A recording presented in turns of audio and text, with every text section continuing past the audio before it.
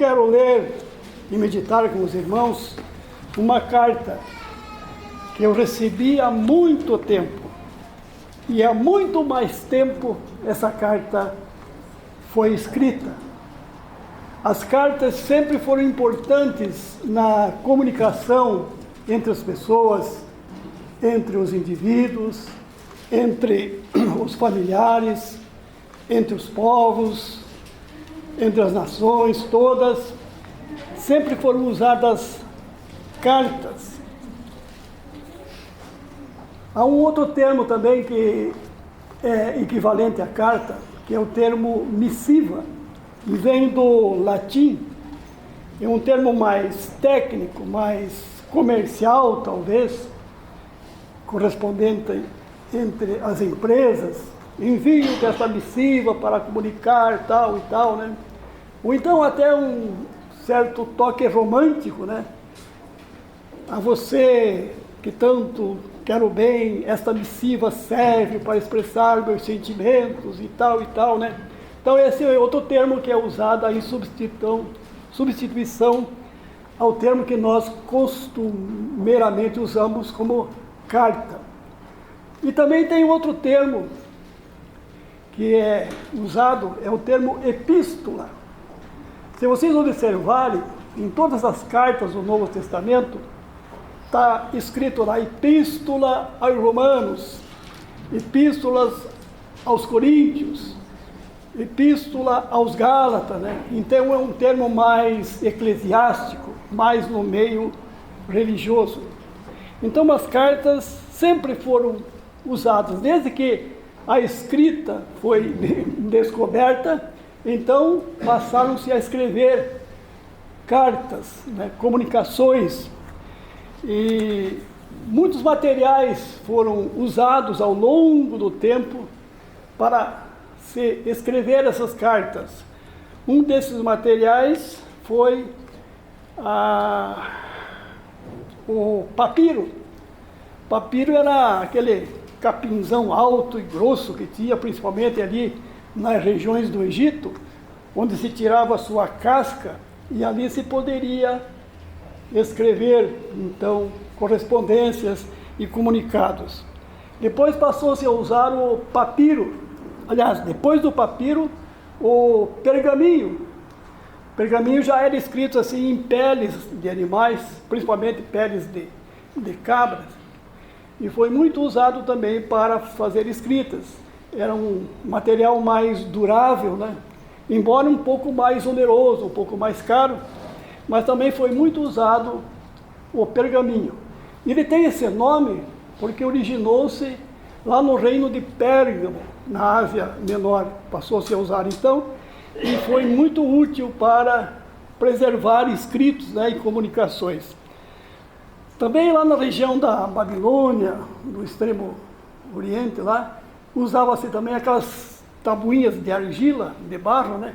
E ali se escrevia também comunicados e cartas e recados, né? Então foi aqueles tabletinhos de argila também muito usados. Embora muito frágeis, quebradiço, né? Mas também foi usado. Os gregos também utilizavam tábuas de madeira e revestiam com cera e ali podiam escrever também, né? Então muitos materiais foram usados até que os chineses, sempre os chineses descobrindo as coisas, né? Descobriram o papel, inventaram o papel. E aí favoreceu muito a escrita, né? O papel já é um material bem mais fácil de obter através de vegetais, né?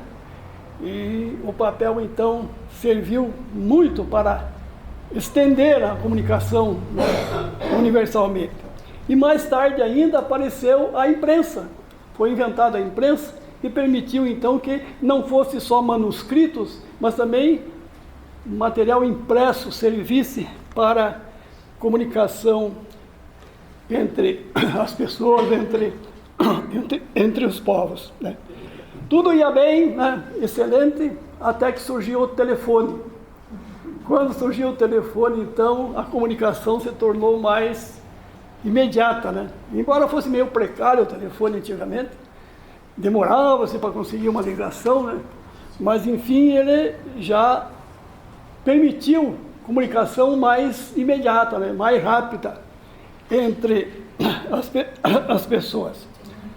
E hoje em dia quase não se usa mais cartas, né? É só e-mails, né? WhatsApp, Facebook. Então os correios estão falidos praticamente, porque já não circulam mais cartas, né, entre as pessoas. A comunicação é imediata, através do avanço da tecnologia, né? Pode se comunicar com qualquer parte do mundo, assim, até de vídeo, né? Até de vídeo, né? Então as comunicações entre as pessoas aumentaram de forma vertiginosa mesmo, né?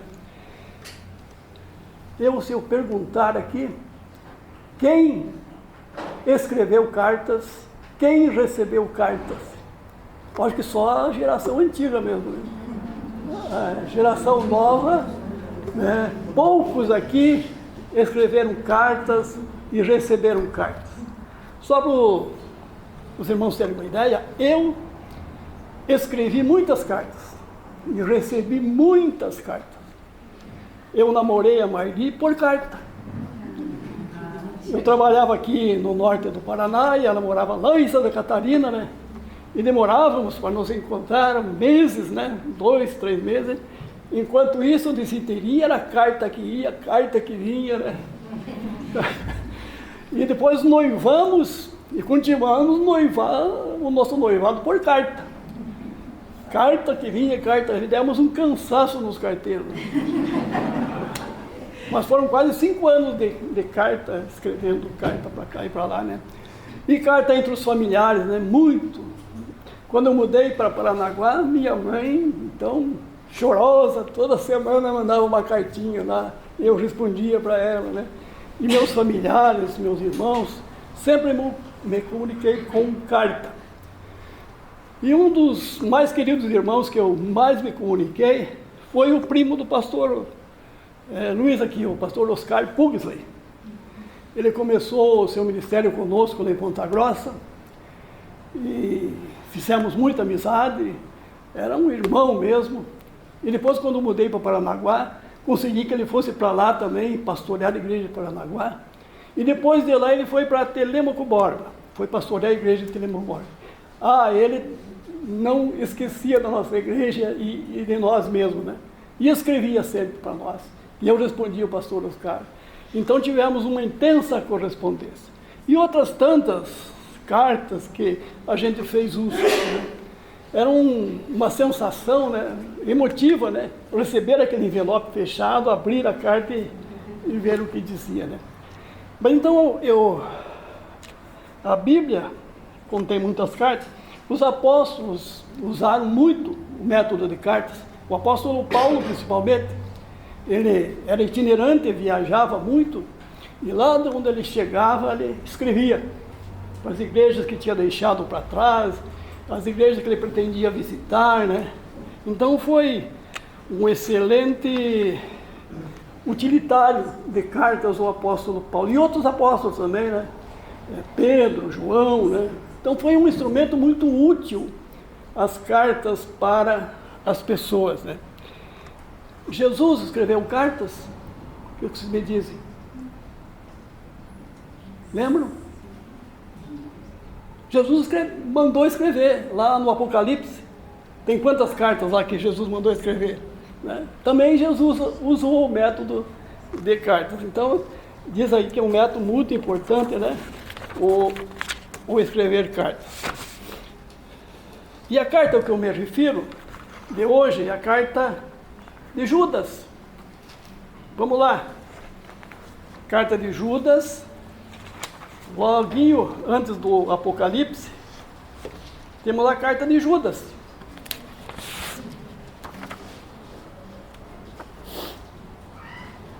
Judas é a transliteração do termo hebraico Judá. Judá no hebraico, Judas no grego, né? O Apocalipse o Novo Testamento foi escrito em grego, então Judas escreveu essa carta. Logo que a gente menciona o nome de Judas, quem vem à nossa mente assim de imediato? Judas Iscariote. Vamos ver lá Mateus 10:4. Só para nós vermos, Mateus 10:4.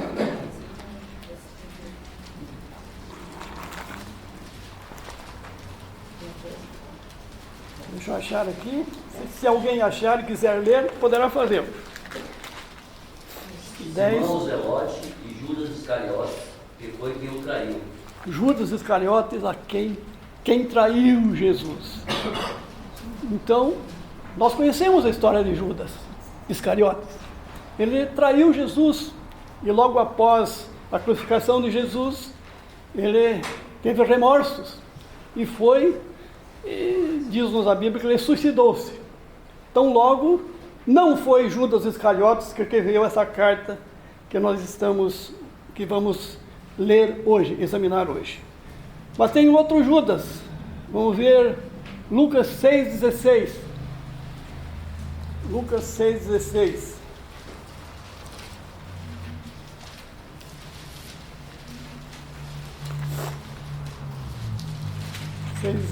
Lucas diz: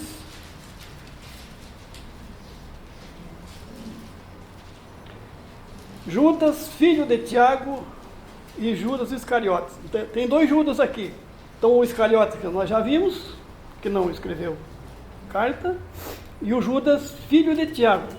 Agora, se vocês lerem aqui, no início da carta do Judas, ele diz assim: Judas, servo de Jesus Cristo e irmão de Tiago.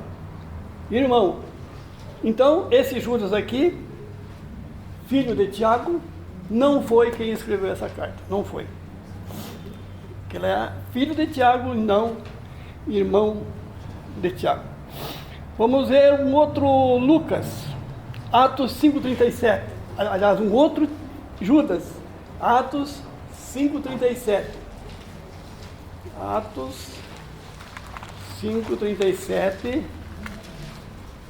Procuremos.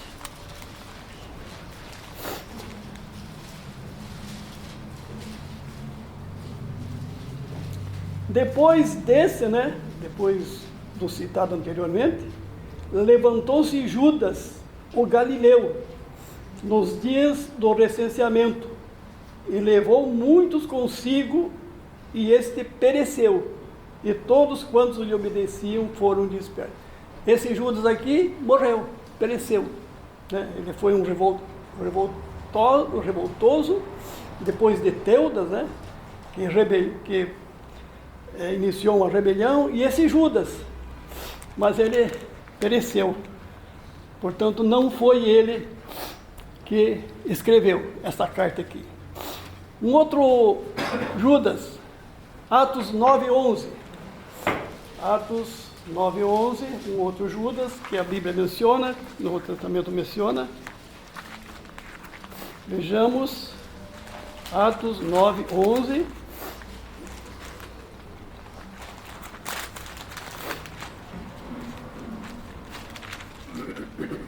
Diz assim: então o Senhor lhe ordenou: dispõe-te e vai-te à rua que se chama Direita, e na casa de Judas procura por Saulo, apelidado de Tarso, pois ele está orando. Ele está orando. Esse Judas aqui, que Paulo foi visitá-lo, a mandado do Senhor Jesus, também não foi o que escreveu esta carta de Judas. Ele morava em Damasco, não foi ele. Outro Judas, Atos 15:22. Atos 15:22. Então, pareceu bem aos apóstolos e aos presbíteros com toda a igreja,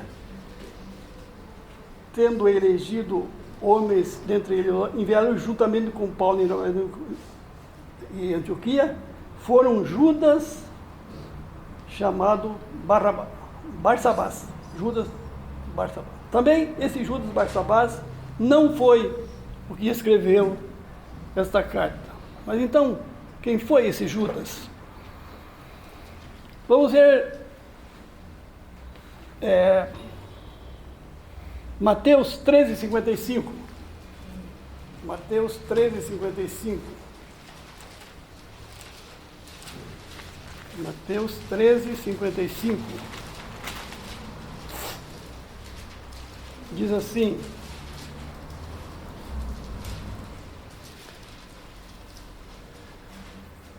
não é este o filho do carpinteiro? Não se chama sua mãe Maria e seus irmãos? Agora preste atenção: Tiago, José, Simão e Judas. Descobrimos, está aqui. Tiago, José, Simão, irmãos de Jesus. Estavam falando a respeito de Jesus aqui. E então diz: não é este o filho do carpinteiro? Jesus, o filho do carpinteiro? E não são seus irmãos filhos de Maria? Não é sua mãe Maria?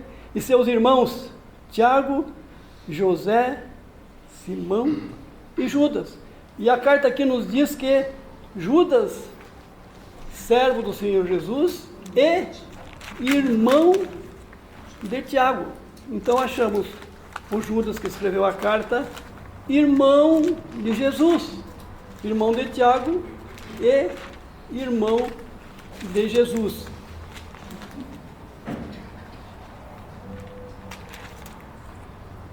Marcos 6:3 também confirma. Vamos ver Marcos 6:3.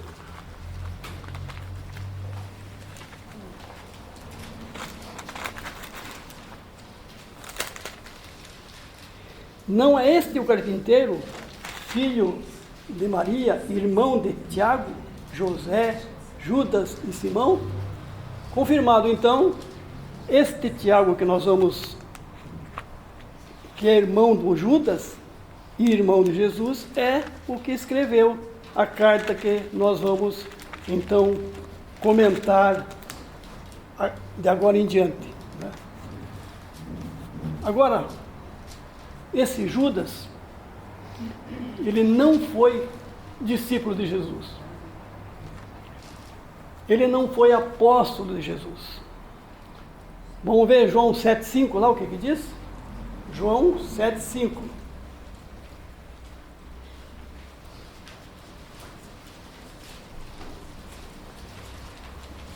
Acharam?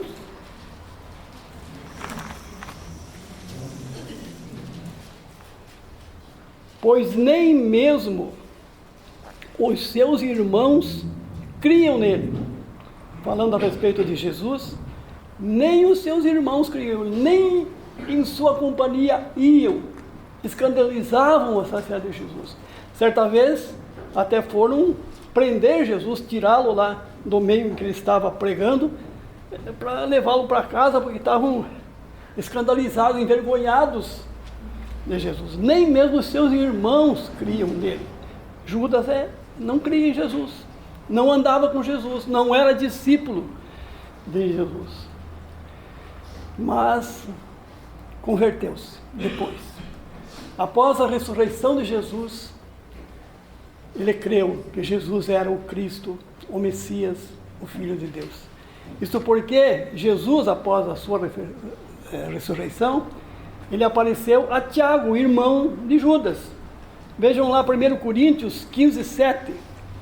1 Coríntios 15:7. O que Paulo afirma a respeito de Tiago, irmão do Judas, irmão de Jesus. Tiago 15:7. Depois foi visto por Tiago, mais tarde por todos os apóstolos. Então Jesus, após a ressurreição, apareceu a Tiago, irmão de Judas. Não consta que Jesus tenha se encontrado também com Judas, mas provavelmente Tiago evangelizou e falou para Judas que Jesus era o Senhor de fato, porque tinha ressuscitado, estava vivo e de fato era o Salvador. Então, Judas, servo de Jesus Cristo e irmão de Tiago, ele começa então a sua carta apresentando-se.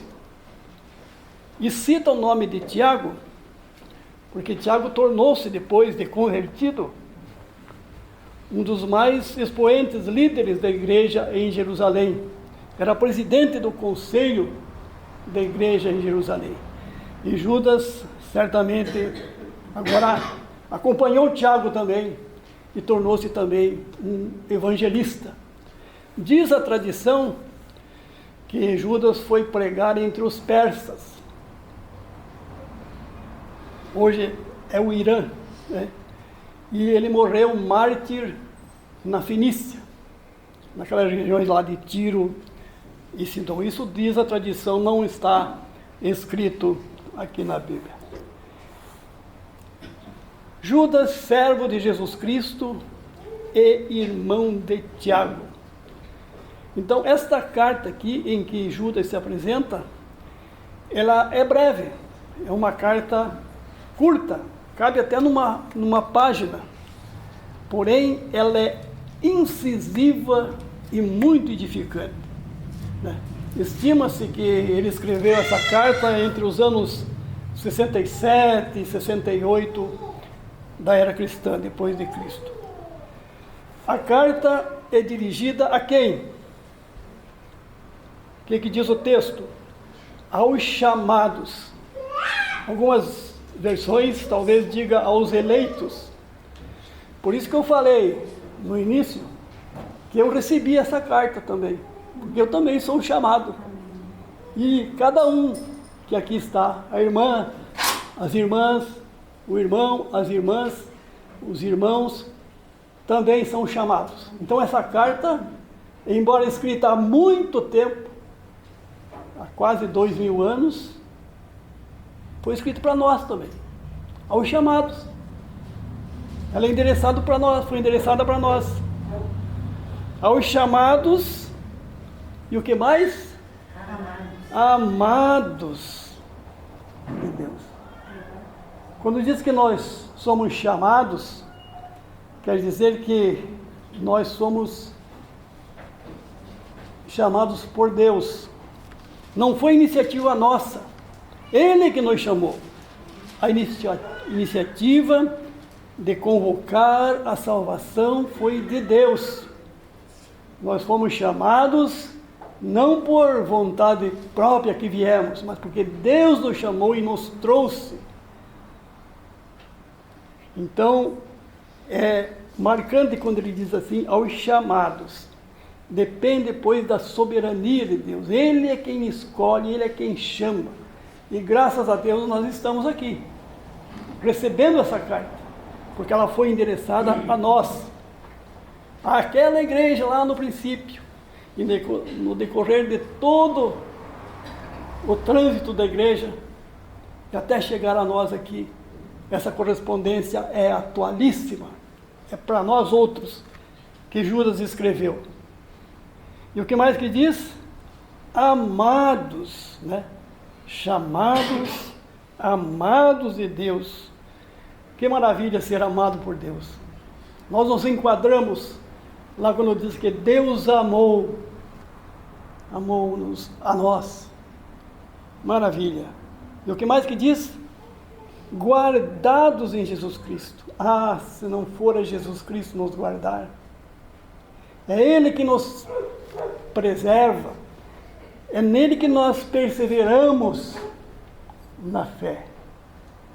Porque a fidelidade de Jesus nos preserva, nos guarda. Se dependesse de nós outros, não continuaríamos. Mas como Ele nos guarda, Ele nos preserva, nos segura, então somos continuadores da obra. O que mais que diz? Continuando o texto, a misericórdia, a paz e o amor vos sejam multiplicados. Que consolo, né? Saber que nós temos a misericórdia de Deus. que Ele tem compaixão de nós, que Ele nos reconcilia consigo, que nós temos paz, porque temos um Deus que nos perdoa, que é misericordioso e que nos retém, então, com a sua paz e com o seu amor, amor insondável, amor indescritível. Por isso que diz lá, Deus amou de tal maneira, não tem como expressar, que Ele deu a salvação para nós através de Jesus Cristo. Então essa é a saudação, né, de Judas, muito consoladora, uma saudação que chegou até nós. Nós recebemos essa carta escrita há muito tempo e é contemporânea, é atual para nós outros. Mas continuando então, o que ele escreve? Amados, repete então a nossa condição diante de Deus. Quando empregava toda a diligência em escrever-vos, ele fazia então, ele escrevia, ele se comunicava com diligência, com presteza, né, com dedicação mesmo, escrevia aos eleitos, aos salvos. Quando empregava toda a diligência em escrever-vos acerca da nossa comum salvação. A dedicação de Judas, a sua ênfase, a sua pregação era para a salvação. Era essa a meta de Judas. Essa era a sua vanguarda. A salvação. Por que o Evangelho existe? Por que o Evangelho é pregado? Como é que dizia Paulo lá em Romanos 1,16? Não me envergonho do evangélico, porque é o poder de Deus para a salvação. É esse tema, é esse assunto que deve nos envolver, que todo pregador, todo cristão, todo aquele que foi chamado, deve querer atingir a salvação. É por isso que o Evangelho é pregado, para a salvação. Quando foi anunciado o nascimento de Jesus a Maria, foi dito que o nome da criança que haveria de nascer seria Jesus. Por quê? Porque ele salvará. O nome Jesus significa salvação, salvador. Então esse é o assunto de todo pregador do Evangelho, de todo crente, cristão, salvação. É isso que interessa. O mais que se prega por aí, outras vantagens tantas, não tem valor. O que vale é a salvação de nossas almas. E é isso que o Evangelho nos garante. E o que diz mais? Que ele escreveu acerca da nossa comum salvação. É para todos nós, não tem distinção. A salvação é para igualmente ser aplicada a cada um daqueles que são chamados. Mas tem alguma coisa agora que aconteceu. Escrever-vos acerca da nossa comum salvação foi que sentiu obrigado a corresponder-me convosco, exortando-vos a batalhardes diligentemente pela fé que uma vez por todas foi entregue aos santos. Então o objetivo, o intuito, o que Judas queria era pregar sobre a salvação. É isso que interessa. Porém, ele percebeu que ataques sorrasteiros, que pelos lados, pelos flancos, pela retaguarda, por trás, estava acontecendo algo que estava ameaçando essa fé que uma vez foi entregue por todos os santos. Ele percebeu que heréticos, indivíduos maus, de costumes incompatíveis com a fé cristã, estavam se infiltrando, estavam prejudicando e querendo abalar a fé dos chamados, dos salvos, criando no meio das igrejas opiniões, ideias, práticas ímpias, mundanas e mesmo imorais. Então essa fé que foi entregue de vez por todas aos santos estava sendo ameaçada. Uma fé que não pode ter mudança, é de uma vez por todas, definitiva. No entanto, estava sendo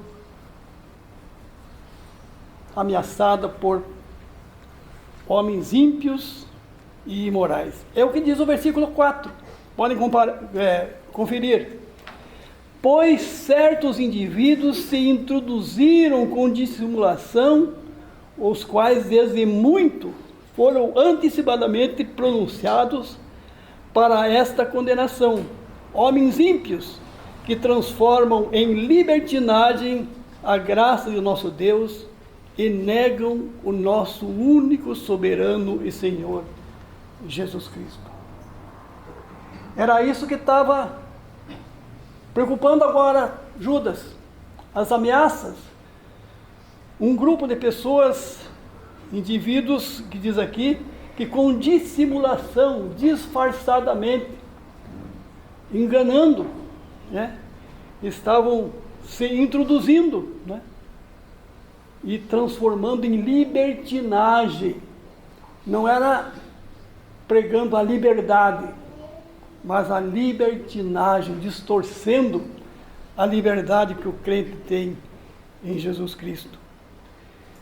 E estavam negando a soberania do Senhor Jesus. Quando Judas se apresenta aqui, ele diz que ele é servo de Jesus, porque Jesus é o soberano, Jesus é o Senhor. E esses que estavam se introduzindo na igreja pregavam ao contrário, que Jesus não tinha domínio sobre a igreja, não era o soberano, né? Estavam negando que o Senhor Jesus é o soberano e o Deus de toda a graça. Então, esses perigos estavam ameaçando os crentes. Judas agora tinha se tornado um cristão. Vamos ver alguns textos aqui que diz o que ele cria, o que Judas cria. No versículo 1 aí, ele diz que ele cria na eleição, no chamado de Deus, né? No versículo 6, nós vamos ver lá, que ele cria nos anjos. Depois nós vamos ler na sequência, cria nos anjos. No versículo 9, diz aqui, que ele cita até o diabo, ele cita, né, como uma pessoa que existe mesmo, e está procurando destruir as obras de Deus. No versículo 11, ele cita personagens, Caim, cita Balaão, cita Corá. No versículo 12, né, ele descreve aqui certa atitude de muitos ímpios, né? Vai até o 16. Depois do versículo 17, ele diz assim que os apóstolos foram que formularam a doutrina, né? Ele cria na doutrina dos apóstolos, né? No versículo 20, ele refere-se aqui ao valor, né, da oração, orando no Espírito Santo, ele diz aqui. E diz aqui, edificando, né? Ele cria também na santificação, na edificação dos crentes. E então ele tinha uma boa base. No versículo 21, ele diz que ele cria na vida eterna. Então Judas tinha se tornado de fato um cristão em todas as verdades bíblicas, tanto do Antigo Testamento quanto do Novo Testamento. Quero fazer aqui um parêntese para apresentar aos irmãos esse livro aqui, A Guerra pela Verdade. Esse livro aqui, o autor abrange, né? Ele trata de todos esses problemas que Judas vai citar aqui, de todos os desvios que homens ímpios foram introduzindo na igreja através dos tempos. Aqui tem uns 2 ou 3 exemplares ali, eu já li esse livro, eu recomendo, os irmãos peguem, leiam e vejam quantas heresias, quantas práticas ímpias tentaram introduzir na igreja para enganar, para abalar a fé dos cristãos. E é por isso então que Judas está dizendo assim, que é uma batalha. Nós enfrentamos batalhas na fé contra esses que querem perverter o Evangelho. Depois os irmãos peguem esse livro para ler. E também recomendo alguns pastores muito bons que tratam desse assunto. Lá no YouTube, o Augusto Nicodemos fala maravilhosamente desse tema. Hernandes Dias Lopes e outros tantos. Participem, ouçam, escutem, para que estejamos preparados, se caso na nossa vida eclesiástica, na igreja, ou cotidiana mesmo, alguém queira nos abalar, atacar a nossa fé, estejamos preparados para batalharmos diligentemente pela fé, como Judas insta, convoca aqui, né? Batalhar diligentemente pela fé, que foi de uma vez por todas entregue aos santos. De uma vez por todas devemos crer nesse Evangelho, que é para a salvação nossa.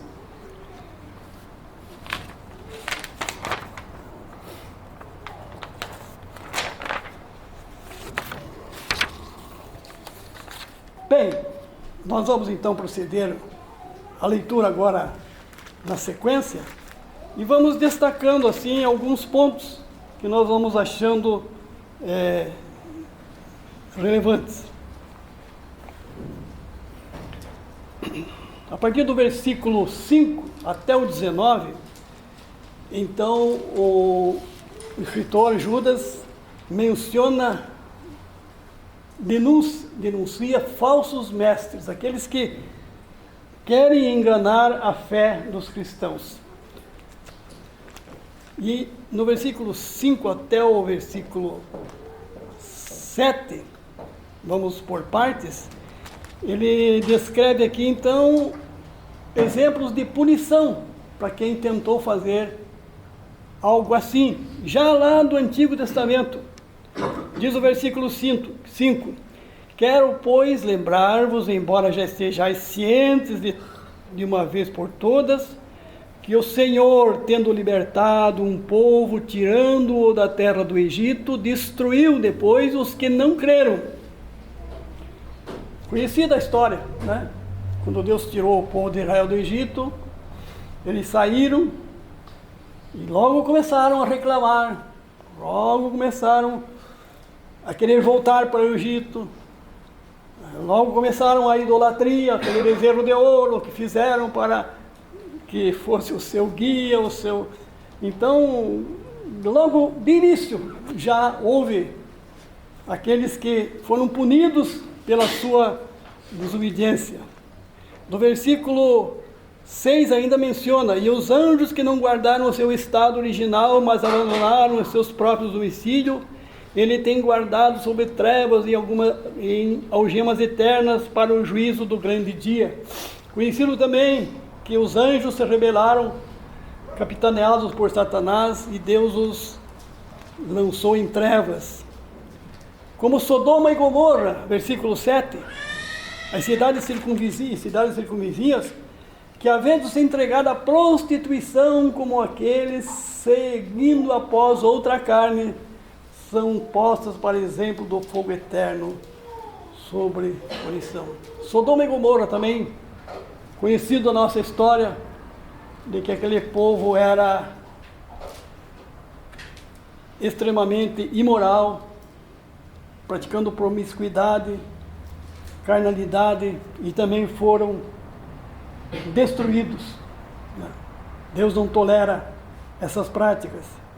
Depois, no versículo 8 ao versículo 10, cita aqui a arrogância dos falsos mestres, né? Fazendo uma comparação. Ele compara então: ora, esses são da mesma sorte quais sonhadores alucinados, não só contaminam a carne, como também rejeitam o governo e difamam as autoridades superiores. Desobedientes, arrogantes, né? Esses que se introduzem estão provocando discórdia. Versículo 9: contudo, o arcanjo Miguel, quando contendia com o diabo e disputava a respeito do corpo de Moisés, não se atreveu a proferir juízo inflamatório contra ele.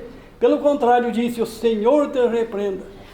Também cita aqui aquele episódio em que Deus mandou que o arcanjo Miguel sepultasse o corpo de Moisés, e o diabo queria impedir isso. Porém, nessa luta lá, mesmo o arcanjo, com toda a autoridade, não usou de palavras infamantes contra o diabo, mas que o Senhor te repreenda. E o versículo 10: estes, porém, quanto a tudo que não entende, difamam, e quanto a tudo que compreendem por instinto natural, como brutos sem razão, até mesmo coisas se corrompem. Então, só pensam no seu instinto natural, nos seus raciocínios, e com isso contaminam a prática do Evangelho. No versículo 11, tem 3 exemplos daqueles que se levantaram contra e levaram outros a pecar. 3 exemplos de pecados que Deus não tolera. Veja o versículo 11: ai deles, porque prosseguiram pelo caminho de Caim. O que Caim fez? João diz que Caim era do maligno. Podem ver lá na carta de João que Caim agiu da maneira como fez, porque era do maligno. E sendo do maligno, ele se atreveu a prestar culto a Deus. Trouxe dos produtos da terra que ele tinha arado, plantado, colhido, como que se ele tivesse direito diante de Deus, que tudo o que ele estava oferecendo a Deus era pelo seu esforço próprio. O que ele colheu, o que ele plantou, o que ele colheu, era ele que tinha feito e trouxe para oferecer a Deus. E Deus não aceitou, não se agradou do seu culto, do seu sacrifício. E movidos de ganância, vejam o versículo 11, continua: e movidos de ganância se precipitaram no erro de Balaão. Lembram de Balaão? Aquele profeta de aluguel, que ele abençoava ou amaldiçoava conforme desse mais dinheiro para ele. Ele foi contratado para amaldiçoar o povo de Israel por dinheiro. Então, muitas pessoas agem assim, por interesse financeiro, por dinheiro, e abençoam ou amaldiçoam. E continuando o versículo 11 diz assim: e pereceram na revolta de Corá. Pereceram na revolta. Corá, lá no Antigo Testamento, rebelou-se contra a administração, a autoridade de Moisés, e foram punidos por isso. E no versículo 12, agora até o versículo 16, ele cita aqui a conduta desses falsos mestres, né? Quando ele diz assim, até o 16, ele diz assim, que são rochas submersas. Rochas submersas. O maior perigo para a navegação são as rochas submersas, aqueles recifes, onde a embarcação vem, parece o mar está tranquilo, de repente tem uma pedra, uma rocha imensa submersa ali, bate o casco e o navio ou a embarcação afunda. Então é um perigo eles estarem ali, nesse meio, porque não são vistos assim aparentemente, mas são perigosos. Diz aqui mais: em vossas festas de fraternidade, se banqueteando-se juntos, sem qualquer recato. Eles promoviam organizações sociais, festas. O apóstolo Paulo cita isso lá em Coríntios, que faziam reuniões para comilança, bebedices, né? E não era uma reunião para edificação, né? Sem qualquer recato, diz aqui, né? Pastores que se apacentam sozinhos, eles fazem tudo para terem promoção pessoal, para terem lucro, terem ganho, né? Então essas pessoas agem dessa maneira, né? O que mais que diz aqui? Nuvens sem águas, impelidas pelos ventos. Pessoas assim, como esses falsos mestres e falsos profetas, atuavam dessa forma, como nuvens sem água. Está uma seca tremenda, né? O pessoal esperando chuva e de repente se forma lá umas nuvens que parece que vai chover, mas passa e vai embora e continua. São nuvens sem água, não chove, impelidas pelos ventos, né? E depois, árvores em plena estação dos frutos, destes desprovidas, duplamente mortas, desarraigadas. Então aparentam que são frutuosos, né?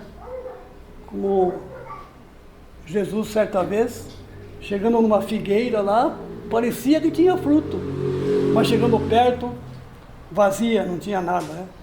Então, são árvores desprovidas também, né? Sem qualquer fruto. Ondas bravias do mar, que espumam as suas próprias sujidades. Ondas bravias do mar, que espumam as suas sujidades. Se a gente for na praia, logo de manhã assim, vai ver quanta sujeira o mar trouxe, né? Deixa a praia inundada de pacotes e garrafas PET, tanta sujeirada que jogaram no mar e o mar trouxe de volta, né? São pessoas assim, só trazem sujeira para o seio da igreja. E o que mais que diz aqui? Estrelas errantes. Não sei se alguém já observou estrelas cadentes, né? De repente dão um brilho assim, mas acaba. Não tem brilho permanente, né? Então, tais pessoas assim têm sido guardadas na negridão das trevas para sempre. E continua aqui no versículo 14 ao 15, sobre a profecia de Enoque, né? Não consta esse livro na Bíblia, mas segundo a tradição, Enoque profetizou, e diz assim: quanto a estes foi que também profetizou Enoque, sétimo depois de Adão, dizendo: eis que veio o Senhor entre santas miríades, para exercer juízo contra todos e para fazer convicto todos os ímpios, acerca de todas as obras ímpias que implamente praticaram, e acerca de todas as palavras insolentes que ímpios pecadores proferiram contra ele. Então isso já está profetizado, que haveria pessoas assim, que atacariam a fé dos crentes, mas para ele já está reservado o castigo. Continuando no versículo 16, assim: os tais são murmuradores, são descontentes, andando seguindo as suas paixões, a sua boca vive propalando grande arrogância, são aduladores dos outros, por motivos interesseiros. Simuladores, portanto, que por motivos interesseiros se introduzem e procuram então enfraquecer e desviar da fé os cristãos. Triste realidade.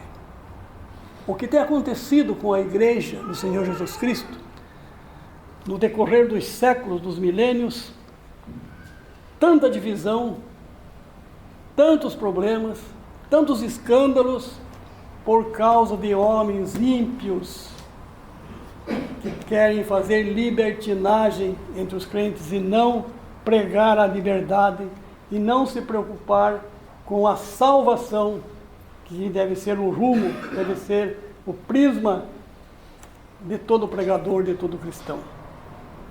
lamentavelmente, isso tem acontecido. Por isso que Judas está concitando para batalhar diligente pela fé. E como aquele livro cita ali, é uma guerra para manter a verdade. Contudo, meus irmãos, agora vem a exortação de Judas, versículo 17. Vós, porém, esse porém aí é uma adversativa, quer dizer, ao contrário então. Vós, porém, ao contrário, né? Lembrai-vos das palavras anteriormente proferidas pelos apóstolos de nosso Senhor Jesus Cristo.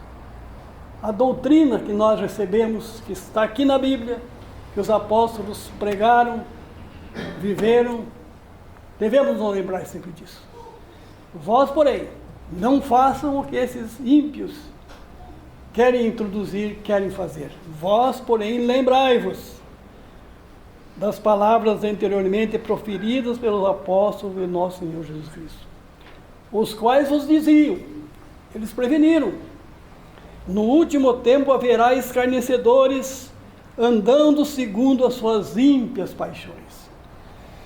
Nós lembramos bem que quando o apóstolo Paulo se despediu da igreja em Éfeso, ele preveniu, olha, depois da minha partida, lobos devoradores entrarão no meio de vocês. Fiquem alertas, fiquem atentos. E Judas está aqui relembrando isso. Eles vos diziam, no último tempo. Lá em 1 Timóteo, capítulo 4, se você for ler, está descrito tudo o que esses ímpios farão nos últimos tempos, querendo abalar a fé que por uma vez por todas nos foi entregue. São estes, versículo 19, os que promovem divisões sensuais. Por que eles fazem isso? Porque não têm o Espírito. Promovem divisões sensuais que não têm o Espírito Santo.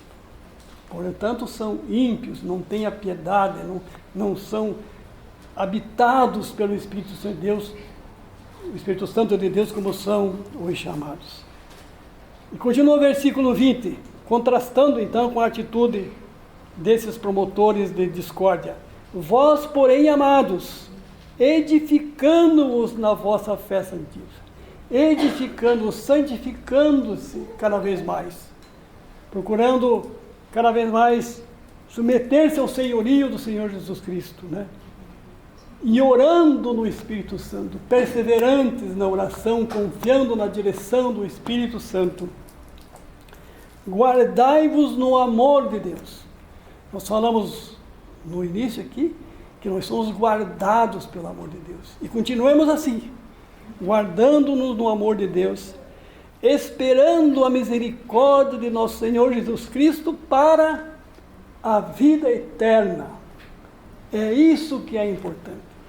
A vida eterna que nós já temos garantida, porque a salvação já foi dada pelo Senhor Jesus Cristo. E o Evangelho é o Evangelho que prega e vive a salvação. Vida eterna. Então, para tudo quanto fizermos, é para a vida eterna.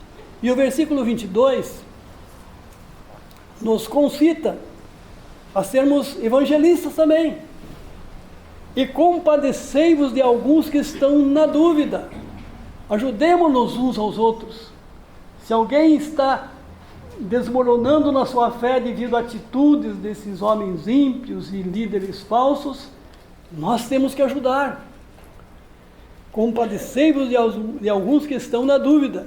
Salvai-os arrebatando do fogo.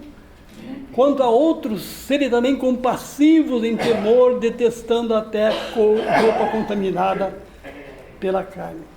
Que nossa atitude seja de reconciliação, de recuperação de aqueles que porventura estejam sendo enfraquecidos na fé. E por fim, para terminar, irmãos, esse lindo hino, essa doxologia que Judas coloca no final da sua carta. Ora, aquele que é poderoso para vos guardar de tropeços e para vos apresentar com exultação imaculada diante da sua glória. E agora ele rende um hino, um culto ao Deus poderoso que pode nos guardar, nos preservar, porque Ele nos ama e amará sempre até o fim. E então ele diz no versículo 25, ao único Deus, nosso Salvador, mediante Jesus Cristo, Senhor nosso, nossa glória, majestade, império e soberania, antes de todas as eras, agora e para todos os séculos. Amém. Então, por fim, Judas rende esse culto ao Deus que nos salvou, ao Deus que nos preserva, ao Deus que nos deu a salvação, a Deus que nos garante a vida eterna. Ele rende esse culto a Deus, seja a glória eternamente. Irmãos, quando as igrejas e as famílias são espirituais e consagradas, as heresias, os prazeres, o mundanismo não prosperam no meio cristão. Os crentes têm que batalhar pela fé, para que continuem firmes, confiando no Deus que nos guarda, aquele que é poderoso para nos guardar de tropeços e nos apresentar com exultação, imaculados diante da sua glória. Que essa carta sempre seja lida por nós, sempre seja atualíssima para nossas vidas e nos, então, atenhamos que fomos guardados em Jesus Cristo, amados por Ele, salvos por Ele para a vida eterna. Por Ele, por a vida eterna. Amém? Pastor? Amém.